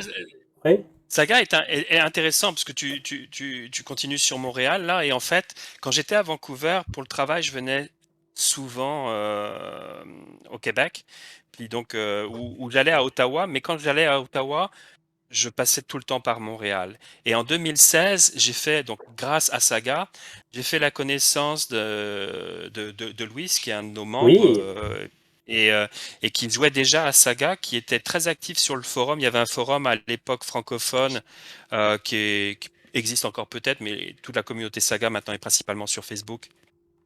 Et donc j'avais vu qu'il y avait, donc on était 2 personnes au Canada, en tout cas, à jouer à Saga sur ce forum. On était beaucoup plus, mais sur le forum, on n'était que deux joueurs d'inscrits. Et donc, j'ai contacté Louis comme ça, et c'est comme ça que j'ai commencé à jouer à Saga à Montréal avant de déménager. Je ne savais pas à l'époque que j'allais déménager un jour à Montréal, mais en tout cas, ça a été cool également aussi. Donc, Saga, c'est aussi l'occasion de pouvoir, ou les jeux en général, mais Saga, en tout cas, m'a permis de rencontrer des belles personnes. Ouais, oui, c'est comme ça que je l'ai rencontré. Je me suis intéressé à Saga, je l'ai trouvé sur Facebook. On a échangé un peu sur le jeu. Hein. Je me demande, Louis, je pense que c'est à cause de Saga aussi que je l'ai rencontré. C'est à travers le groupe des stratégistes qu'on a déjà parlé. Là, dans un de nos vieux épisodes, on avait parlé des groupes positifs. Ouais. Parce que dans le fond, peut-être le Corrigan que tu n'avais pas écouté cet épisode-là nécessairement, mais là, un bout de temps, on avait fait un des épisodes, c'était sur les groupes positifs qui permettent de pouvoir bâtir une communauté ou rencontrer des gens. Puis on avait mentionné le stratégiste comme étant un bel endroit où est-ce que les gens sont vraiment positifs, ils partagent. C'était un endroit qui nous avait donné envie justement de pouvoir dire, ben si vous faites du historique, oui, il y a du 40K, oui, il y a du Necromunda dessus, mais comme si vous voulez faire du historique, il y a une belle gang là-dedans qui font des terrains, des tables, des projets, des campagnes, des ligues, whatever. Et Tu parles des stratégistes et puis ça a été quelque chose d'important également aussi, puisque lorsque j'ai déménagé de Vancouver, donc moi je terminais à l'époque mon travail, on était fin 2020, j'hésitais entre Ottawa et Montréal ou Toronto. Ok. Ah ouais. Mais à Montréal, je connaissais déjà une communauté de joueurs. Donc je me suis dit, il y a une belle communauté, c'est des gens sympathiques. Donc je connaissais, je n'avais jamais rencontré Benoît, hein, qui a créé ce groupe sur Facebook, là, le groupe Ouais. des stratégistes. Mais je clavardais beaucoup avec Benoît quand j'étais encore à Vancouver. J'ai rencontré d'autres joueurs comme ça également aussi à distance, avant de les rencontrer en chair et en os. Et oui, non, je pense que ça a joué beaucoup également aussi dans mon idée finalement de venir à Montréal. Il y a évidemment d'autres critères, Ben mais oui. le fait d'avoir une communauté comme ça, c'est important. Ouais. Je sais pas si, je suis sûr que les gens sont très gentils aussi à Toronto ou à Ottawa, mais en tout cas, à Mais comme Montréal, t'es il y pas avait déjà. allé, on le saura jamais. Bravo! Ben, je les connais quand même comme ça, mais c'est sûr que oui, non, ça a facilité également aussi. Et puis après, bon ben, de fil en aiguille, tu connais une personne et tu rencontres une autre personne, et puis c'est comme ça que tu crées des liens. Puis à Montréal, c'est là que tu as un peu. Parce il y avait une, relativement de communauté, mais là, tu as créé un groupe pour l'appeler Saga Montréal, justement. C'est ça. Alors, tout à l'heure, j'ai utilisé le mot initié, mais je dirais, c'est quand même assez impropre parce que on se rencontrait régulièrement déjà avec certains joueurs, hein, que vous connaissez, hein, Johan, donc il y a Luis, John également aussi. Mais un soir, on jouait à la BIS et on a remarqué qu'à côté, il y avait un autre groupe de personnes qui jouaient aussi à Saga et on les avait jamais rencontrés. Et c'est là que j'ai réalisé en fait que c'est un jeu finalement qui est joué, mais les joueurs vont se rencontrer par petits groupes, etc. Et je me suis dit, pourquoi pas finalement fédérer un petit peu tout le monde, proposer une soirée régulière chaque mois, donc invitant tout le monde à participer. Après, les gens font ce qu'ils veulent, hein. Ils viennent pas. Tu viens une soirée sur deux. Le mois prochain, tu sais qu'il y en aura une autre, hein. Mais Mhm. surtout, l'idée, c'était de pouvoir se faire rencontrer. Donc, c'est un espace social. Ça permet de rencontrer des gens et puis de jaser. On passe des bonnes soirées. Mais c'est également aussi l'opportunité de pouvoir jouer ta faction et d'affronter différentes factions. Parce que ce que je remarquais, c'est que les joueurs avec qui je jouais toujours un peu les mêmes bandes. Mais si tu prends par exemple Saga, l'âge des Vikings, ben, je crois que c'est déjà à la base 12 factions. Et certaines factions, tu peux les jouer de deux manières différentes. Après, il y a 4 petites factions également aussi alternatives qui font référence à un ancien supplément. Donc, ouais, grosso modo, on est entre 12 et 16, 18 factions pour un supplément. Mais on se retrouvait tout le temps à jouer les mêmes. Donc, je donne un exemple, hein. Moi, j'aime beaucoup jouer des factions d'escarmouches comme les Bretons, les Irlandais, les Gallois. J'aime bien jouer ce type de troupe, hein, venir taquiner l'adversaire et puis fuir et revenir taquiner et fuir, etc. Quand tu Euh, dis ça comme ça, tout d'un coup, ça je a suis assez moins l'air taquin. d'un wargame. Non, non. Moi, quand tu dis taquiner comme ça, j'ai un peu l'impression que tu te pointes comme au beach club, puis tu t'en vas comme faire du fist pump à côté des gens. Tu les taquines, tu sais, tu les C'est déranges. À un, la limite, tu les chatouilles, tu sais. J'ai un peu c'est un peu l'impression ça. qu'on est là-dedans, là. Ouais, c'est un peu ça. Donc moi j'aime bien ce type Fait que les Gallois de, de, chatouillent. C'est de bon. faction. Les Gallois chatouillent, les Irlandais piquent, hein. Les Irlandais piquent, d'accord. Hey, on va Et se faire puis, canceller. mais non, je voyais que je jouais toujours un peu contre les mêmes factions, c'est-à-dire contre du Viking, contre du Normand, et j'avais vraiment envie d'essayer également de jouer contre d'autres types d'armées. Euh, D'autres styles de jeu également aussi, parce que un joueur peut jouer les Vikings et un autre joueur va les jouer totalement d'une autre manière différente. Donc l'idée est partie de ça. Voilà, l'idée est partie de ça. Et puis, je dirais que ça marche bien. Hein. On réussit à réunir régulièrement maintenant des joueurs. On a même des joueurs maintenant qui viennent d'un petit peu plus loin. Hein. Là, on est sur la région de Montréal, mais on a de temps en temps des joueurs qui viennent aussi de Ottawa. Donc, soit ils sont de passage, ou ils vont faire la route pour pouvoir participer également aussi. Donc là, on a. Ça se fait bien, la route d'Ottawa, là. On l'a fait, Ouais. nous, on est allé jouer dans un magasin à Ottawa, même journée, là. On est monté le matin, on est allé jouer toute la journée, on est allé manger au resto, on est revenu tard en soirée. Fait que c'est un événement à faire, c'est pas irréaliste. Ouais. Alors, généralement les soirées, c'est le jeudi soir, mais quand on a par exemple quelque chose le samedi, donc durant la fin de semaine, on peut avoir également aussi des joueurs qui viennent d'un petit peu plus loin. On a également aussi des membres, en tout cas dans le groupe Facebook qu'on a créé là, on a des joueurs également qui sont aussi à Québec, là, comme Martin ou Guillaume qui est plus loin. Lui, il est au Saguenay, là, il est beaucoup plus loin. Donc là, ça fait un peu plus de route, mais on espère le voir un de ces jours. Donc voilà, il y a John qui est entre Montréal et puis Salem dans le Massachusetts. Mais généralement quand il vient, c'est pour une période un petit peu plus longue, donc ça lui permet de pouvoir jouer aussi à d'autres jeux. Donc voilà, donc c'est comme ça que c'est né l'idée en fait, en rencontrant un soir d'autres joueurs qu'on n'avait jamais rencontrés, et puis ça a été l'occasion de. Ça c'est intéressant parce que c'est le fruit du hasard complètement. Est-ce que c'est difficile d'approcher un autre groupe comme ça puis de bâtir quelque chose avec des gens qui ont leur propre communauté de leur côté?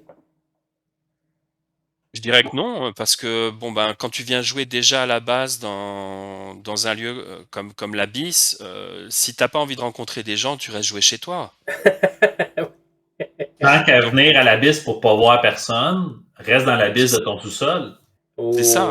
Et je pense qu'ils étaient, je pense, peut-être autant surpris. J'avais laissé une pause, là! Non, je pense qu'ils étaient aussi surpris que nous de voir également aussi qu'il y avait tout un groupe comme ça. Ben et puis après, c'est pareil, c'est des personnalités, là, mais la fusion s'est faite super bien également aussi. Et puis voilà, donc non, c'est un groupe qui est vraiment sympa. Et puis ça s'agrandit. Alors on fait un petit peu la même chose que Jean-Philippe. Tout à l'heure, on parlait de Jean-Philippe qui aimait pervertir les joueurs pour les embrigader à Necromunda. Bon, on fait la même chose aujourd'hui avec Saga. Je pense que c'est un petit peu l'expérience que j'ai eue au tout début, quand j'étais à Vancouver. On a un peu d'appréhension à rentrer dans une communauté de jeu parce que on ne sait pas déjà par où commencer. Ben oui. Donc on fait un petit peu la même chose maintenant, c'est-à-dire c'est que lorsqu'il y a la soirée Saga une fois par mois, généralement je vais prendre les nouveaux joueurs pour leur faire découvrir le jeu. C'est un jeu qui est très facile d'accès, donc au bout de 2 tours, très facile d'accès aussi. Pourquoi? Parce que les joueurs que l'on rencontre à l'Abysse, qui viennent régulièrement, très souvent, sont des joueurs qui ont déjà une belle expérience derrière eux. C'est pas des tout nouveaux dans le hobby. Ils ont joué, ils viennent très souvent d'années et d'années de pratique de Warhammer Fantasy, Warhammer 40K ou 30K. Ils sont pas complètement nouveaux. Donc Saga reste quand même un jeu assez accessible. Et je dirais même pour quelqu'un qui est complètement nouveau, au bout d'une partie, on a déjà les bases pour bien savoir jouer, quoi. Ouais. Quand j'ai joué ma première game avec David, mon feeling de Saga, je l'ai déjà dit dans un épisode auparavant, mais j'avais l'impression de jouer à Warcry, mais différent. Puis quand j'ai joué à Warcry pour la première fois, j'avais l'impression d'avoir compris mes règles en dedans d'une quinzaine de minutes.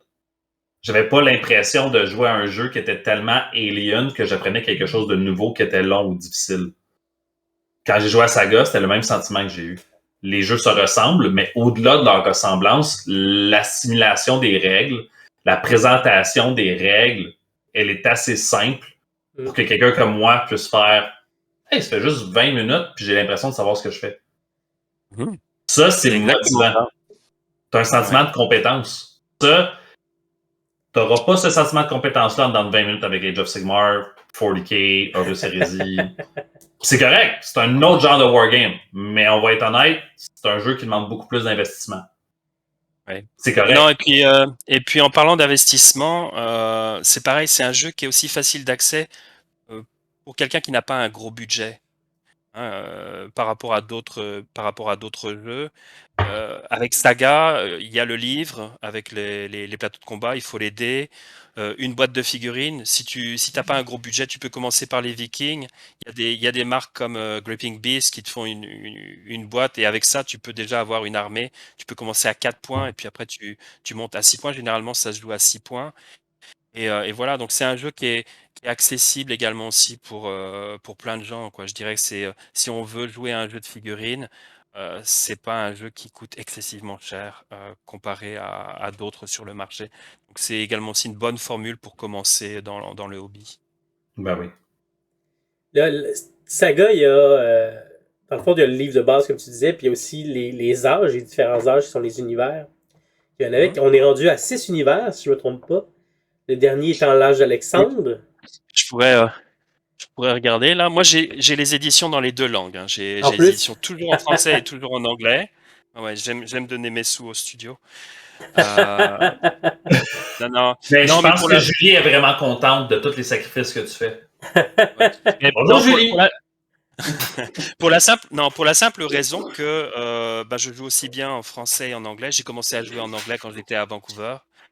Et on a des joueurs dans la communauté qui sont plus à l'aise en anglais, d'autres qui vont être plus à l'aise en français. Donc pour initier, pour jouer, pour voyager également aussi, parce que de temps en temps je retourne à Vancouver. Là j'ai fait un tournoi, c'était l'année dernière en octobre, octobre ou novembre. Donc de temps en temps j'aime bien retourner également et puis revoir les copains et la communauté qui m'a initié au jeu. Donc j'aime bien avoir les livres dans les deux langues. Alors oui, il y a l'âge d'Hannibal, il y a l'âge d'Alexandre. Il devrait y avoir un troisième supplément qui s'en vient, alors peut-être dans 2-3 ans. Hein, je connais pas dans le secret des dieux pour le studio, mais il y aura. On sait qu'il y a un troisième âge, l'âge de César, qui s'en viendra à un moment. Oh. Donc ça veut dire il y aura trois livres. Mais pour le moment, il y en a que deux pour l'Antiquité. Donc le troisième là qui est sorti, c'était le premier, c'est l'âge des Vikings. Il y a l'âge des croisades, il y a l'âge des invasions, je ne les dis pas dans l'ordre, hein, donc là ça en fait déjà 5. Il y a l'âge de la magie, 6. Donc l'âge de la chevalerie, c'est le septième, David, Ah oui. qui sort. Ouais. Mais ce que j'ai vu jusqu'à maintenant, c'est beaucoup l'âge des Vikings qui est joué. Est-ce que c'est juste un hasard? Ou vraiment Non, les. c'est pas un hasard. Ça, c'est quelque chose qui est intéressant. Donc, je connais bien la communauté à Vancouver également aussi. Je me tiens très informé de ce qui se passe évidemment dans la communauté francophone, donc principalement en France, mais aussi en Europe. On joue beaucoup à Saga en Pologne, on joue à Saga en Allemagne, on joue à Saga en Italie, en Espagne. Évidemment dans les pays anglo-saxons, donc au Royaume-Uni ou aux États-Unis. Et donc c'est intéressant de voir en fait les différentes communautés vont aller vers tel ou tel ou tel ou tel âge. Hein. OK. Et donc ici à Montréal, on joue principalement. J'avais fait un sondage quand j'ai créé le groupe sur Facebook. J'ai demandé en fait quelles étaient les factions auxquelles jouaient les joueurs. Et c'était principalement l'âge des Vikings, avec après certains joueurs qui vont avoir une faction, par exemple, à l'âge des croisades. Un autre joueur va avoir une faction pour l'âge d'Alexandre, tu vois. Mais on est quelques joueurs à avoir des factions pour l'Antiquité, hein, pour les guerres puniques, donc l'âge d'Hannibal. Donc, par exemple, comme les Carthaginois, comme la République romaine, les Grecs, etc. Donc, si vous aimez voir des éléphants et puis des trucs comme ça sur les tables, c'est l'âge d'Hannibal. Hein, c'est le supplément que je recommande. Mais principalement, en fait, tout le monde avait des factions à l'âge de Viking. Donc, c'est pour ça, en fait, pour réunir, pour fédérer le maximum de joueurs sur une soirée, je me suis dit, allons plutôt principalement dans un premier temps vers l'âge des Vikings. C'est sûr que l'âge de la chevalerie, là, tout le monde actuellement est embarqué. On leur dit il y a un supplément qui s'en vient. Les gens maintenant, c'est connu publiquement, on a la liste des factions, et donc commencez à peindre vos figurines. Alors, les gens savent pas évidemment encore la composition des armées, les plateaux, etc. Mais historiquement, Saga c'est l'histoire light. Hein, c'est pas quelque chose. Encore une fois, je reviens au détail de l'uniforme napoléonien, les choses comme ça. Ouais. On n'est pas là, on n'est pas là-dedans. Si vous avez peur des nerds comme ça. Saga, c'est un jeu, je dirais, historique qui est ouvert, donc c'est très facile de rentrer là-dedans par cette petite porte qu'est Saga. Donc, quand on regarde l'âge de la chevalerie, sera sur la guerre de 100 ans. Et la guerre de 100 ans, il y a des batailles. Hein. Il y a la bataille d'Azincourt, évidemment, qui est peut-être la grande référence au niveau des batailles, mais il y en a d'autres. Hein. Il y a Crécy. Donc, Crécy et Azincourt, ça donne déjà une représentation. Donc, Crécy, on est en 1346. Azincourt, c'est 1415. Donc, on est vraiment à deux moments différents, hein, presque à un siècle l'un de l'autre. Mais ça reste cette guerre de 100 ans qui a duré plus que 100 ans même. Et les Anglais, en fait, combattaient les Français à l'époque, et on remarque que les Anglais, c'est des archers. C'est des Ouais. archers, c'est des hommes d'armes à pied. Les Français, c'est plutôt de la cavalerie lourde, hein, donc des arbalétriers. Donc, si vous savez pas trop comment peindre et quoi assembler, vous pouvez, je dirais en anglais, you're not going wrong. Tu sais, c'est plus ça Oui, l'idée. il n'y a pas de mauvais choix. Il n'y a pas de mauvais Ouais, c'est choix. ça. Il n'y a pas de mauvais choix. Si vous peignez des archers, vous allez les utiliser si vous voulez jouer de l'anglais. Et puis, si vous voulez de la cavalerie lourde, vous faites des Français ou des Bourguignons, vous êtes sûr de pouvoir les utiliser, quoi. Après, si vous savez pas trop comment composer vos unités, contactez quelqu'un de la communauté qui joue à Saga, et puis on aura toujours des réponses pour vous. Là, j'ai vu, il y a récemment sur Discord, il y a un joueur qui a envie de peindre du Bourguignon, il pose beaucoup de questions, et puis voilà, donc Saga, tu sais que tu auras de la cavalerie lourde pour jouer des gardes. C'est sûr que les Français, ils auront de la cavalerie lourde. Donc voilà, et puis donc les gardes, c'est 4 gardes pour un point, 8 guerriers pour un point, etc. Donc si les gens ont des questions, là, on peut répondre, et puis c'est très facile d'initier quelqu'un pour composer une armée. Donc en tout cas, on espère que ça s'en vient à la fin de l'année, là. C'est les pronostics. Moi, j'ai un pronostic. Hein. Je me dis, Azincourt, c'est la bataille, je dirais, phare de la guerre de 100 ans. Pour les C'est le Anglais. 25. C'est pour les Anglais, pour les Français aussi, parce que les Français se sont pris quand même une méchante déculottée. Oui. Hein. Mais on est au 25 octobre, donc je me suis dit, ça serait cool que le studio sorte l'âge de la chevalerie le 25 octobre. Ah oui. Ils ont sorti récemment un jeu sur la Seconde Guerre mondiale. Hein. On parlait tout à l'heure de Bolt, mais il y a aussi. Alors, moi je dis V for Victory, mais apparemment c'est Five for Victory. Hein. Ouais. Pour des raisons de jeu. Le 5 représentant un succès dans ce jeu. Et l'objectif du studio, je pense, c'était de le sortir justement pour le 80e anniversaire du débarquement de Normandie. Ah ben oui. Donc voilà, donc je me dis, il y a quand même des dates phares. Azincourt, c'est cool, c'est en octobre. C'est moins cool pour les gars qui se sont battus à l'époque, mais pour nous, c'est une bonne date. Oui. Ça, je pense que c'est pas mal vrai pour n'importe quel wargame un peu historique. T'sais, à partir du moment où tu te dis ça c'est cool, ou c'est épique, ou c'est nice, ou c'est le fun, faut toujours te rappeler un petit peu comme cette partie-là. Ouais, mais là, on là, joue quelque chose qui est pas exactement ce qu'eux autres ont vécu. Hein? Mais là, je dirais les 4, Kevin. C'est nice, c'est fun, c'est épique et c'est cool. Est-ce que... Petite question pour toi. Là, il a fallu que je quitte pour aller me chercher un petit verre d'eau. Je me sentais plus à gorge. Mais tu mentionnais tantôt qu'avec Saga, c'était du historique light. Ouais. J'aime beaucoup cette appellation-là. Par contre, ce que je me pose comme question, c'est quand on parle de communauté, est-ce qu'il n'y a pas un aspect de quel genre de communauté tu veux entretenir? C'est un choix de communauté d'être historique heavy ou être historique light et non pas le jeu en tant que tel qui le détermine. Parce que Lord of the Ring peut être historique heavy pour certaines communautés, Puis jamais ils vont accepter qu'Aragorn, il y a une autre sorte de couleur de tunique que celle qu'il y a dans le film ou dans le livre. Même principe de l'autre côté, où c'est quelqu'un qui pourrait peindre, je donne toujours le même exemple, là, mais mettons, Phil, qui était comme What if Frodo, whatever, ben, ça existe, ça aussi. Comme, il y a rien de historique qui respecte cet aspect-là qu'on connaît. Ouais.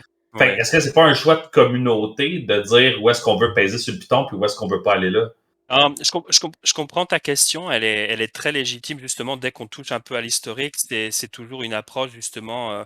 Quelle approche nous on va avoir vis-à-vis du jeu, qu'est-ce qu'on veut il y a quelques semaines, j'ai eu une discussion comme ça avec un autre membre en ligne qui lui était plus sur le système. Hein. On parlait du système et il me disait c'était ok. Hein. Il me disait pourquoi les événements que vous organisez, donc la soirée que vous organisez régulièrement à l'Abysse, c'est toujours l'âge de Viking. Est-ce qu'on pourrait mélanger les factions, par exemple en l'occurrence, il parlait je crois, il parlait de Romains ou d'une faction de l'Antiquité. Et je lui dis, il y a des joueurs qui vont peut-être pas forcément être à l'aise avec ça. Ok. Et puis c'est légitime. Oui. Donc il y a des joueurs, par contre, qui absolument ça pose pas de problème. Mais ça c'est quelque chose également. Tu vas demander aux joueurs, est-ce que ça te pose problème? Tu vois, si j'amène mes Romains et puis toi tu vas jouer par exemple tes Vikings. Ben, c'est pas C'est pire sûr. qu'à Bolt Action si tu joues quelque chose de la Deuxième Guerre mondiale puis quelque chose de la Première Guerre mondiale qui se mélangent ensemble, qui n'ont pas rapport.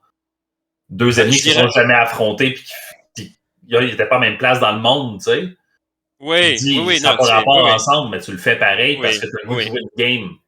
Et ce que tu dis, Kevin, a du sens également aussi, parce que pour ceux qui connaissent donc l'âge des Vikings, tu vas avoir par exemple des Irlandais. Est-ce que les Irlandais ont déjà affronté des Byzantins à l'époque? Est-ce que les Pictes ont affronté, je sais pas, des Sassanides, tu vois, ou je pense pas. En tout cas, il n'y a pas de, hein, On n'a voilà. pas d'écrit. On n'a pas d'écrit, voilà. Après, on sait qu'il y a des Saxons, des Normands qui ont combattu avec les Byzantins ou contre les Byzantins, etc. Donc ça voyageait quand même pas mal aussi à l'époque. Mais ou alors, par exemple, il y a la faction des Skrylings. Donc les Skrylings, c'est les autochtones de la côte est du Canada actuel. Hein. Donc les Vikings, on sait qu'il y a eu des Vikings qui sont venus dans le coin aujourd'hui. Mais par exemple, si on a un joueur qui a envie de jouer des Byzantins avec des Skrylings, c'est pour ça que je dis que c'est l'historique light, ok? Parce qu'on va avoir des factions qui effectivement ne se sont jamais affrontées. Et puis ensuite également aussi parce que on n'est pas là non plus pour aller dans le détail des uniformes. Les uniformes, ça n'existait pas à l'époque, hein, donc les gens vont peindre comme ils veulent leurs figurines. Tu as essayé, hein, je crois, Kevin, de jouer aussi à Saga. Donc tu as vu, par exemple, sur certains plateaux de jeu, je pense notamment aux Irlandais. Saga, ça se joue pour ceux qui connaissent pas. Donc on utilise un plateau avec des capacités spéciales sur lequel on va poser des dés qu'on a lancés.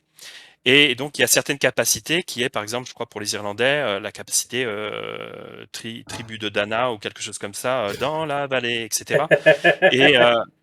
Et donc, quand tu poses un dé là-dessus, tu as des javelots qui te tombent du ciel, là. Tu vois, donc c'est pour ça que je dis, il peut y avoir parfois sur certaines capacités un côté un petit peu fantasy. Et puis c'est ok. Les gens qui veulent vraiment de l'historique comme ça, là, les nerds qui veulent de l'historique, c'est sûr qu'ils trouveront peut-être pas leur compte pour Saga, mais ils peuvent jouer également aussi à Saga et puis après décider qu'on va jouer par exemple sur une campagne historique et puis recadrer, tu vois, un petit peu c'est des choix après qu'on va faire. Parce que même ton aspect de les javelots tombe du ciel, il y aurait moyen de pouvoir dire dans une campagne plus historique, parce que ce qu'on veut, c'est faire une simulation qui est plus réaliste, exactement de X, Y, Z. Il y aurait moyen de juste enlever cette habileté-là sur le plateau aussi. Je m'excuse, on n'y croit pas. Ça marche pas avec la vibe qu'on essaye de faire. On t'enlève ça. Pour moi, c'est pas pire, c'est pas mieux que d'ajuster des règles de Dreadnought dans l'Horus Heresy, là. On n'est pas d'accord avec la façon que X ou Y fonctionne, on l'ajuste pour représenter ce que nous, on veut comme mode de jeu. Tu en fais le jeu que toi, tu as envie qu'il soit. C'est pas quelqu'un qui a raison et quelqu'un qui a tort ici. Là. C'est une façon d'apprécier ton jeu comme que tu l'aimes avec ta communauté. C'est ça. Pour revenir à la discussion que j'avais donc avec ce joueur, je lui dis ben écoute, après le groupe Facebook il est ouvert, donc vous pouvez proposer des soirées. Vous n'êtes pas obligé de jouer seulement à la soirée la BIS une fois par mois. Rencontrez-vous, jasez. C'est un canal qui est ouvert et puis c'est pas parce que j'ai créé le groupe que je dois être la seule personne à intervenir et à proposer des games ou ce genre de choses. Donc ça c'est quelque chose que j'aimerais encourager, c'est-à-dire c'est que si on n'initie pas, il n'y a pas forcément les autres joueurs qui vont, tu vois, initier d'autres parties. Et puis voilà. Donc, les joueurs font ce qu'ils veulent. S'ils veulent jouer, après, tu vois, du romain contre, je sais pas, contre la guerre de 100 ans, peu importe. Hein, Ah ouais. ils font ce qu'ils veulent. Moi, j'ai un petit peu de mal et j'explique pourquoi avec ça, parce que pour moi, c'est pas juste le système qui m'intéresse, mais c'est surtout et surtout principalement l'aspect narratif. Et donc, quand je vais jouer, j'aime avoir, tu vois, cette espèce de contenu qui va me permettre de créer une histoire. Donc, par exemple, je vais jouer, je sais pas, les Normands contre les Vikings. Bon, il y a des Normands et des Vikings qui sont affrontés à un certain moment. Il va y avoir des Vikings et des Irlandais qui se sont affrontés. Il va y avoir des Vikings et des Anglo-Saxons qui sont affrontés. Il y a- Vous avez sûrement vu la série The Last Kingdom. Ah! Ou la Prends pas série, Kevin. la série Vikings, etc. La meilleure série. Ok. Moi, je suis un grand fan. Je suis un grand fan. Je suis un S'il y a grand une fan de seule raison Bernard pour que vous Cornwell. avez une chance que Kevin ait joué à Saga, c'est bien à cause de cette série-là. Ouais, Last moi, je suis... Kingdom a été la raison pour laquelle j'ai acheté du Saga. Donc, il a fallu endurer David. Kevin qui crie Shield Wall pendant 3 mois. Mais ça, c'est un autre débat. On se rappelle que j'ai aussi acheté une armée d'Imperial Fist pour pouvoir créer Shield Wall avec des Breachers dans l'Horus Heresy. True. Hein? Puis on est allé jouer à un VR à mon enterrement de vie de garçon. C'était quoi le cri de la team? C'était Shield Wall. Fait que Last Kingdom, t'as pas besoin de me vendre. Je pense qu'il y a juste mes Steelers qui crient pas Shield Wall. Et après ça, le monde se demande pourquoi, quand t'as une idée, on fait une table de 12 par 5 pieds. C'est ça. All or nothing. Il n'y a pas de demi-mesure avec moi. Oui, Alors, donc tu parlais de Last Kingdom, je m'excuse. Ouais, et The Last Kingdom, bah, c'est basé sur les romans de Bernard Cornwell. Et on peut sentir que les auteurs de saga sont des fans de Bernard Cornwell. Ça se ressent dans l'âge des invasions. L'âge des invasions où tu vas jouer les Britons, les Pictes, les Saxons, l'invasion de l'île de Bretagne à l'époque du roi Arthur. Hein, tu sens que c'est inspiré, et puis moi je suis un grand fan, donc j'adhère tout de suite là-dedans, et donc j'aime raconter des histoires également. Si j'ai un blog et quand je vais faire une belle bataille avec un autre joueur après, je vais essayer de imaginer qu'est-ce que je peux raconter derrière pour faire mon compte rendu, et je mets ça avec de la musique, et puis je raconte cette histoire également aussi. Et j'ai commencé en fait comme ça en 2012. C'est ce qui m'intéressait au tout début. Avec Saga, c'est cette idée de pouvoir raconter une histoire. Oui. Oui. Et donc c'est là en fait où je disais où il peut y avoir une limite entre certains joueurs. Il y a des joueurs qui vont aimer l'aspect donc purement le système, la mécanique du jeu. Et puis d'autres joueurs, ça va être plutôt donc l'aspect narratif, etc. Mais moi personnellement, raconter une histoire d'une rencontre entre des Romains et puis des Byzantins, donc des Romains ou je sais pas, par exemple des Russes païens, je sais pas quoi. Qu'est-ce que je peux faire derrière à part un mauvais film des Visiteurs, quoi. Est-ce qu'il y avait déjà eu un bon film des Visiteurs? Wow. Je suis désolé. J'ai travaillé dans un Vidéotron. Malheureusement, ce film-là a déjà joué en background pendant que je faisais le facing des films. Ça a été le plus long chiffre de toute ma vie. J'ai l'impression que j'ai vécu, pris ma retraite, décédé, renaquis, refait une carrière, refait du facing, puis c'était encore le même film. Wow. Mais t'as compris ce que je voulais dire. J'ai très bien compris ce que tu voulais dire, je suis d'accord. Ben, écoute, c'était vraiment cool. J'espère que tu nous as donné plein de bons exemples très concrets. Moi, c'est ça que j'aime. On a déjà fait un épisode où on parlait de communautés entre nous autres, de comment est-ce qu'on avait bâti des communautés. À travers les épisodes, on parle du club de jeux de figurines historiques, on parle des événements qu'on fait. le Grand Clash. On a déjà donné certains éléments, mais ce que je trouve le fun avec l'entrevue qu'on a eue avec toi aujourd'hui, c'est qu'il y a comme des éléments concrets. On voit une évolution de comment est-ce que tu as commencé dans ta philosophie de créer une communauté, puis comment est-ce que tu l'as gardé de façon cohérente tout le long de ce que tu fais en ce moment, puis pourquoi est-ce que ça marche, puis pourquoi est-ce que les gens ils se sentent confortables à t'amener des idées contraires à ce que tu fais. Puis je pense que ça, c'est important.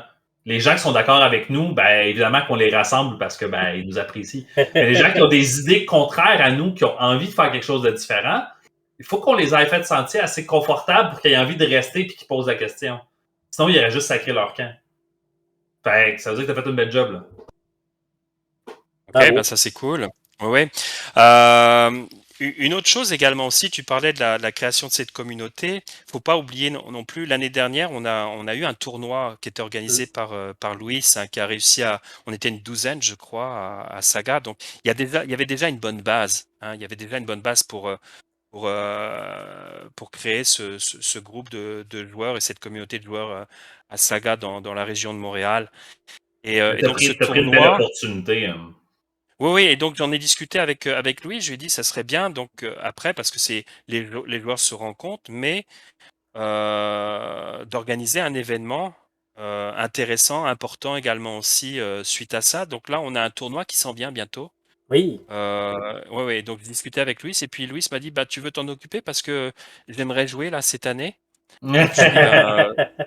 Je lui ai dit fair enough, là c'est OK. Il y a droit, il y a droit. Ouais, t'as le droit. Donc on verra s'il y a un nombre impair. Donc moi je participerai, mais je suis très content de pouvoir également aussi arbitrer, regarder, organiser le tournoi. Donc là ça s'en vient, ça sera le 30 novembre.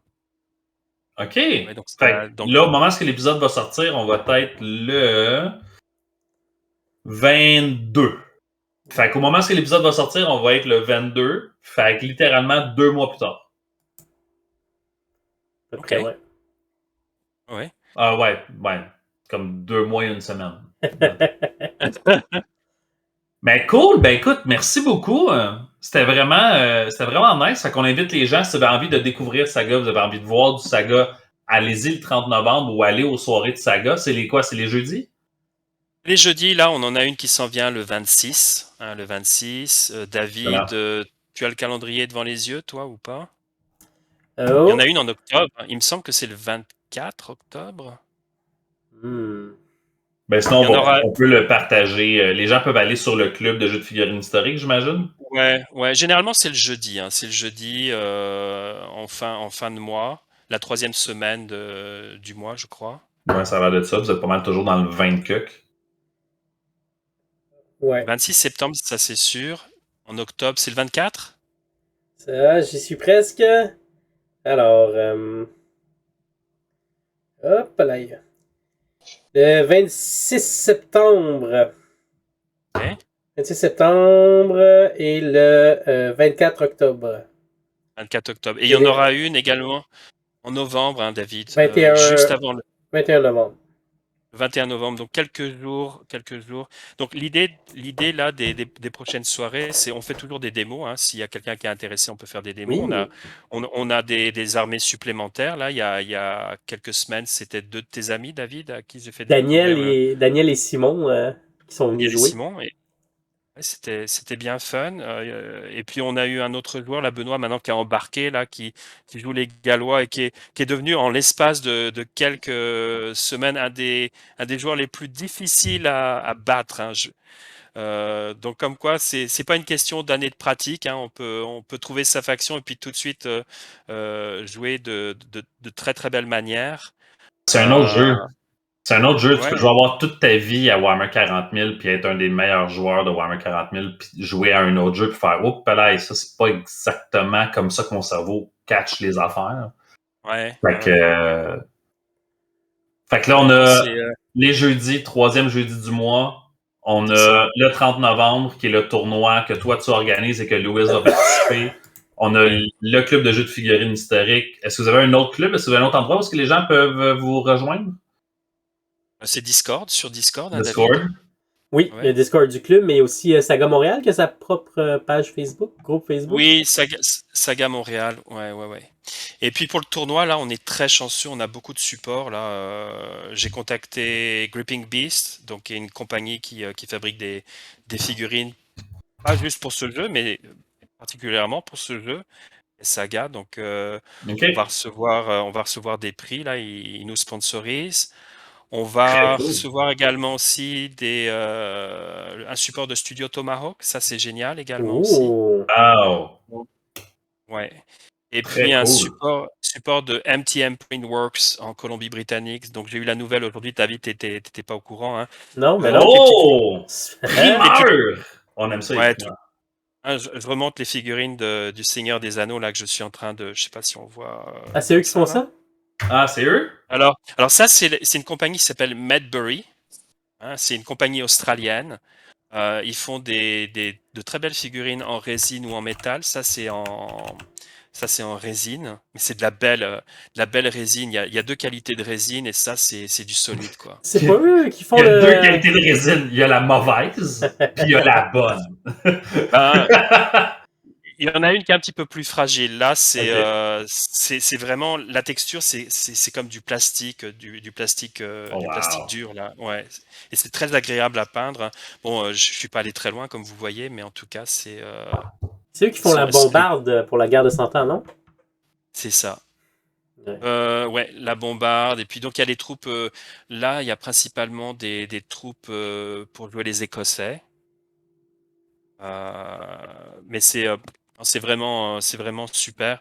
Et donc là, Max, donc qui a cette petite compagnie là, à Langley, hein, c'est à l'est de Vancouver. C'est lui qui s'occupe en fait d'imprimer les awards là, les prix qu'on va avoir. Ah, ok.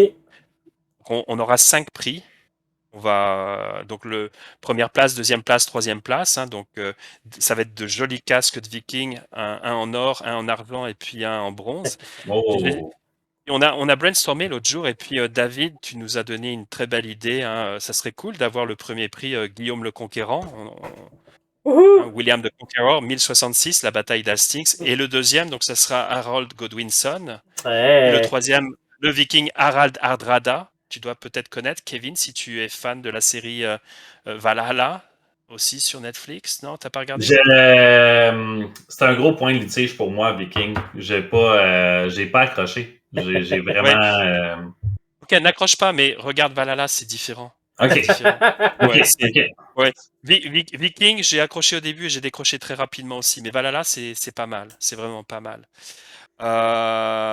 Et puis, il y aura un prix également aussi pour la plus belle peinture. Hein, parce qu'on encourage également aussi lors de nos rencontres à avoir des figurines peintes. C'est toujours quand même plus plaisant pour Ben jouer. oui. Si vous voulez découvrir le jeu, c'est pas trop grave. Hein, mais pour le tournoi, on aime bien quand même avoir des belles armées sur les tables. C'est plus fun à regarder. Donc, On il y fait aura la un même prix pour chose.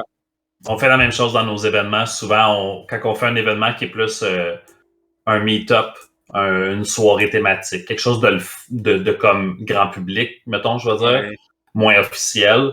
C'est pas tu viens peindre pas peindre, on s'en sac. Mais quand on fait un événement qui est plus officiel, c'est le Grand Clash, on avait demandé à ce que tout le monde vienne peindre. L'événement de Warcry du 3 novembre, Warcry d'Halloween, full peint. Le Warcry d'Halloween de là, 2 ans, c'était un des premiers événements qu'on faisait, c'était full peint. Parce que c'est un milestone. C'est un défi, c'est un deadline, c'est un moyen de te motiver, c'est un moyen de te montrer en engagement, de t'impliquer. C'est ça. Ça C'est fait un partie du plaisir. processus. Ouais, ça peut être un plaisir personnel, ça peut être aussi un plaisir pour les autres également. Si on a toujours plaisir à regarder des figurines peintes, et puis après c'est pareil, il y a différents niveaux de peinture. On n'exige pas à tout le monde d'être le plus grand peintre, mais voilà.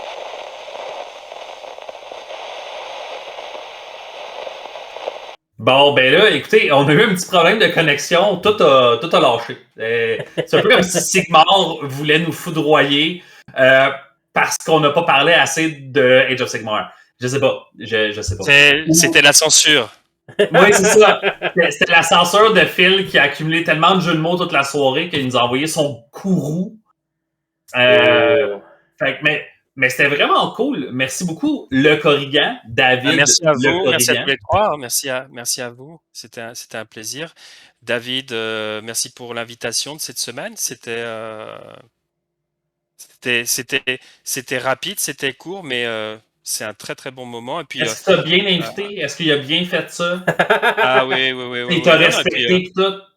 non, et puis l'émission, c'est pareil. Moi, je me suis senti ce soir, j'étais un VIP là. C'était Est-ce que... quand je vois le beau monde que vous avez eu avant, là, je me suis dit waouh. Ah! Ça y Mais c'est est, ça, hein? j'ai monté dans la hiérarchie ici de la communauté de joueurs à Montréal. Là, Ben, nous, tu vois, c'est un peu comme ça qu'on aime. C'est fou. Là, on va closer, mais c'est comme ça qu'on l'avait présenté à Duncan et à Peachy aussi. C'était de dire que le but, c'est de faire une entrevue qui est très agréable, qui est friendly, on est des chums de gars qui jasent, puis on est des tripeux de hobby. Fait que c'est ça qu'on fait. Puis je trouve que ce qui est le fun, c'est que ça nous ramène tous au même niveau. Peu importe le niveau de stardom qu'on a ou peu importe, c'est pas grave. On est tous des tripeux. Tout à la même place. Mais là, ça signifie que la prochaine fois que je vais à la bise, j'ai le droit au tapis rouge là pour descendre. Ben, je sais pas si la Ah, vis ça, a faut un que tu parles à la tapis. Je suis pas au courant. Non. Vaut mieux pas qu'il y ait de tapis là, parce que sur les escaliers, ils sont quand même assez raides. Hein. Ouais, pis t'as des chances d'avoir un tapis de Magic à la place. Fait que. Ouais, tu veux pas tomber dans les abysses. Là. Ah! Bravo. Fait que merci encore. Fait que C'est moi qui vous remercie.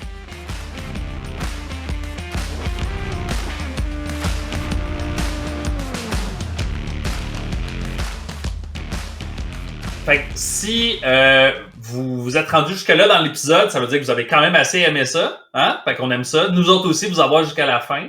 Merci de nous avoir écoutés. Merci d'avoir été là. Merci, David, de toute ta générosité, puis de ton temps avec nous, puis toute ta passion avec la communauté. Si vous avez envie de suivre David, on l'a mentionné un peu à la fin. Il y a plein de clubs, il y a plein d'affaires, plein de pages que vous pouvez suivre. Nous, nos épisodes sortent à peu près à chaque semaine sur Spotify, Balado Québec. On a aussi YouTube sur lequel est-ce qu'on sort l'épisode, peut-être parce que vous nous écoutez en ce moment même. Donc, YouTube, c'est Soirée Peinture, frais, de même. On a les pages Facebook, Soirée Peinture Le Balado, qui est la page officielle où est-ce qu'on met les événements, par exemple, où est-ce qu'on met les épisodes. On a Soirée.peinture, qui est l'Instagram, et Soirée Peinture, la communauté sur Facebook, qui est le groupe où est-ce que les gens interagissent, partagent, préparent des games, tout le truc, où est-ce qu'on interagit tout le monde ensemble. Et c'est tout. Il nous reste juste une chose à dire. David? Shield Wall! Je t'emmerde, c'est ça que j'allais dire. Ah non, c'est bon ça, je t'emmerde, c'est ça que j'allais dire, c'est parfait comme mot de fin. Ouais, je joue avec ça. Le Corrigan? Shield Wall. Bonne soirée peinture. Merci.